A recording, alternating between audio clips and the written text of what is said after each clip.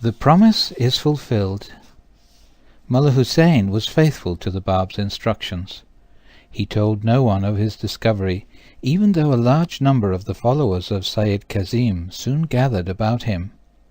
They recognized a new spirit in Mullah Hussein's speech and marveled at it, unaware that the source of his knowledge and power flowed from the Bab, whose coming all of them were so eagerly awaiting.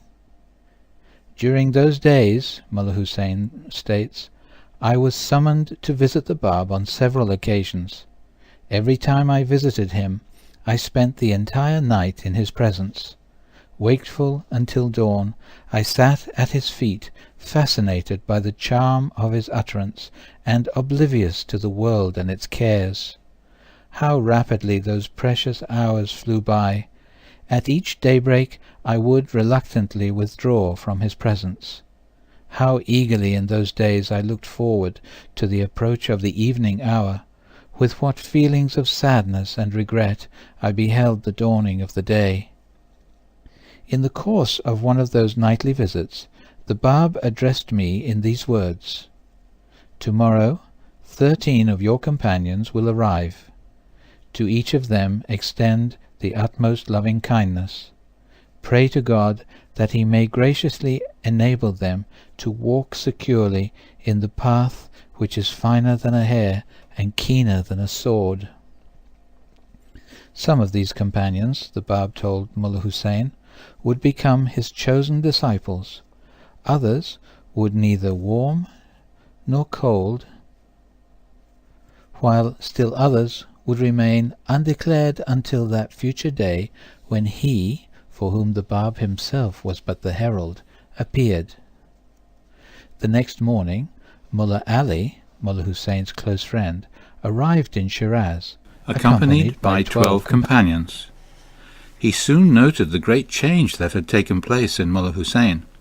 He was struck by the tranquil radiance of his face. The agitation and expectancy that had characterized his earlier search had vanished. Mullah Ali suspected the truth. "How is it," Mullah Ali asked, "that we now see you teaching the people and conducting their prayers and devotions with the utmost tranquillity? Those evidences of agitation and expectancy seem to have vanished from your countenance. Tell us, we beseech thee, the reason, that we too may be delivered from our present state of suspense and doubt." Mullah Hussein hinted that perhaps God, in his infinite mercy, had unlocked before his face the gate of his grace, and wished, according to his wisdom, to conceal that fact. Mullah Ali immediately understood the hint, and with tears in his eyes begged Mullah Hussein to reveal the identity of the one who had turned his agitation into peace and converted his anxiety to certainty. Mullah Hussein refused. "Beseech me not," he replied, "to grant you this favour." He urged Mullah Ali to trust in God, saying, "He will surely guide your steps and appease the tumult of your heart." So great was the joy that shone from Mullah Hussein's face that Mullah Ali could no longer bear to be deprived of that secret. By prayer and fasting he sought desperately to remove the veil that separated him from the Promised One. On the third night of his retirement, while wrapped in deep prayer, Mullah Ali had a vision. There appeared before his eyes a light that moved off before him. Allured by its matchless beauty, he followed it in his vision until it led him to the Promised One. Although it was the middle of the night, he rushed to Mullah Hussein. His face was aglow with happiness. He threw himself into the arms of his friend, Mullah Hussein. Mullah Hussein realized at once that Mullah Ali at last knew the truth. He knew where to find the Promised One. Mullah Hussein embraced Mullah Ali warmly and said, "Praise be to God who hath guided us." That very morning, at the break of day, Mullah Hussein, followed by Mullah Ali, hurried to the residence of the Bab. At the entrance they were met by the Bab's much-loved servant, who immediately recognized them. He greeted them with these words, Ere break of day I was summoned to the presence of my master, who instructed me to open the door of the house and to stand expectant at its threshold. 2 guests, he said, are to arrive early this morning. Extend to them in my name a warm welcome. Say to them from me, enter therein in the name of God. Mullah Ali's first meeting with the Bab did not differ greatly from Mullah Hussein's first meeting with him. The only difference was that the Bab offered proofs of his mission for Mullah Hussein to weigh and study. At this meeting, however, all such matters had been put aside, and a spirit of intense love and ardent fellowship prevailed. The entire room seemed to have been vitalized by the Bab's words. Everything in the room seemed to be vibrating with this statement. Verily, the dawn of a new day hath broken. The promised one is enthroned in the hearts of men. In his hand he holds the mystic cup, the chalice of immortality. Blessed are they who drink therefrom. Each of Mullah Ali's 12 companions in turn, by his own efforts, sought and found the Bab. For some, the moment of truth came in their sleep. Others discovered it while awake or during prayers or meditation. Like Mullah Ali, they and a few others eventually recognized the truth and, accompanied by Mullah Hussein, attained the presence of the Bab. One by one, 17 separate souls reached for the Bab, met him, and accepted his teachings. The Bab himself named these individuals Letters of the Living, and appointed them as his chosen disciples. Among the 17 Letters of the Living was one woman. She was known as Tahireh, the Pure One. She accepted the Bab without ever actually attaining his physical presence. She saw him in a dream and later had the opportunity to read some of his writings, then became a staunch believer and a courageous teacher, eventually sacrificing her life for her beliefs. One night, while conversing with Mullah Hussein, the Bab said to him, 17 letters have thus far enlisted under the standard of the faith of God. There remains one more to complete the number. Tomorrow night the remaining letter will arrive and will complete the number of my chosen disciples. The next evening, as the Bab, followed by Mullah Hussein, was returning to his home, a youth appeared.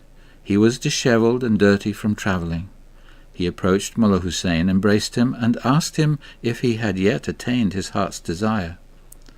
Mullah Hussein tried to calm him. He advised him to rest for a while, promising to speak with him later. The youth, however, was agitated and refused to let the matter rest. He looked past Mullah Hussein at the retreating figure of the Bab. Then, turning to Mullah Hussein, he said, "Why seek you to hide him from me? I can recognize him by his gait. I confidently testify that none other besides him, whether in the east or the west, can claim to be the truth. None other can manifest the power and majesty that radiate from his holy person." Mullah Hussein marveled at these words. He pleaded with the youth to restrain himself, promising that the truth would be unveiled to him soon. Leaving him, Mullah Hussein hurried to join the Bab. He told him of his conversation with the young man. "Marvel not at his strange behavior," the Bab said. "We have in the world of the spirit been communing with that youth. We know him already. We indeed awaited his coming. Go to him and summon him forthwith to our presence." Mullah Hussein instantly recalled the Muslim tradition about the time of the end. On the last day the men of the unseen shall, on the wings of the Spirit, traverse the immensity of the earth, shall attain the presence of the promised Qaim, and shall seek from him the secret that will resolve their problems and remove their perplexities. Now, when this 18th disciple, or letter of the living, whom the Bab named Qudus, meaning the Most Holy, had accepted him, the Bab addressed Mullah Hussein, saying, "Raise the cry, awake, awake, for lo, the gate of God is open, and the morning light is shedding its radiance upon all mankind. The promised one is made manifest. Prepare the way for him, O people of the earth." the Bab gave a special message of assurance to Mullah Ali. Your faith must be immovable as the rock, must weather every storm and survive every calamity. Suffer not the denunciation of the foolish and the calumnies of the clergy to afflict you, or to turn you away from your purpose. You are the first to leave the house of God and to suffer for his sake. If you be slain in his path, remember that great will be your reward, and goodly the gift which will be bestowed upon you. No sooner were these words uttered than Mullah Ali rose from his seat and set out to teach others about the faith of the Bab. True to the Bab's forewarnings, Mullah Ali was overtaken and brutally beaten just beyond the city's gate. He was the first to suffer for the new religion. He was also the first to bring news of the Bab to Tahrir. In Najaf, Iraq, a starting point for Shia Muslim pilgrimage and home to the Imam Ali's shrine, he was arrested for fearlessly proclaiming the faith. He was bound with chains and taken to Baghdad under sentence of death. He was cast into prison, tried again, and still in chains deported to Constantinople. Some say he fell ill and died en route. Others say he was martyred. No one knows what eventually befell this hero of God. The Bab summoned all of the other disciples to his presence, and to each one he gave a special command and a special task. He spoke to all of them these parting words. O my beloved friends, you are the bearers of the name of God in this day. The very members of your body must bear witness to the loftiness of your purpose, the integrity of your life, the reality of your faith, and the exalted character of your devotion. Ponder the words of Jesus addressed to his disciples as he sent them forth to propagate the cause of God. Yea, even as the fire which in the darkness of the night has been kindled upon the mountain-top, let your light shine before the eyes of men. Such must be the purity of your character and the degree of your renunciation, that the people of the earth may, through you, recognize and be drawn closer to the Heavenly Father, who is the source of purity and grace. In this parting message to his disciples, the Bab once again called their attention to the one who was soon to come after him, the one for whom he was but the herald. I am preparing you for the advent of a mighty day, he told them. The secret of the day that is to come is now concealed. It can neither be divulged nor estimated.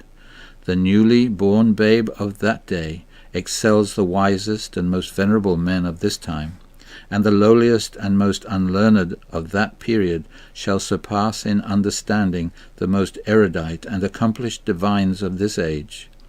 Scatter throughout the length and breadth of this land, and with steadfast feet and sanctified hearts prepare the way for his coming.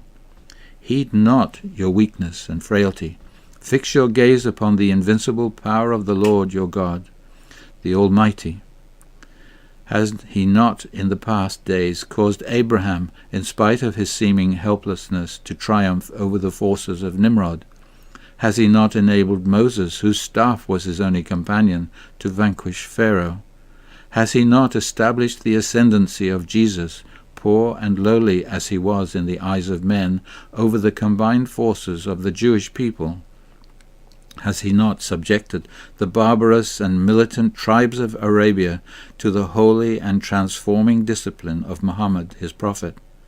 Arise in his name, put your trust wholly in him, and be assured of ultimate victory. With such words as these, the Bab quickened the faith of his disciples and launched the Letters of the Living on their mission. Each was assigned to return to his own native province, to raise the call that the gate to the Promised One had been opened, that his proof was irrefutable, and his testimony complete.